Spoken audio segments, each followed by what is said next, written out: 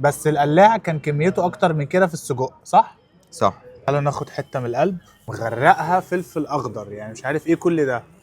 لا بص، هو هنا حجمها اصغر شويه من القلاع، لكن طعمها حلو قوي، سواء كميه السجق حلوه او طعم الفطير نفسه حلو. والميزه كمان ان هو حاطط زيتون اخضر في النص كده، فظابط الحدوقيه بتاعتها جدا.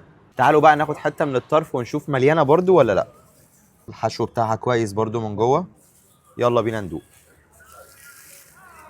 هنا كميه الجبن اقل كتير من القلاع، فالقلاع هتلاقي الفطيره دسمه كده، انما هنا الفطيره خفيفه قوي. وندخل على اخر فطيره معانا، عم شاتت اللي لسه واصل جديد، فتعالوا نشوف الحشو من جوه عامل ازاي. كميه السجق كويسه والجبن. تعالوا ندوق الاول حته من النص. هنا الفطيره دسمه جدا، والجوده بتاعت الحشو نفسها عاليه جدا جدا، بس المشكله ان الحشو قليل قوي، انا مش عارف ليه. دلوقتي هنجرب قطعه من الطرف. ناخد دي مثلا، كويسه وكميه الحشو معقوله.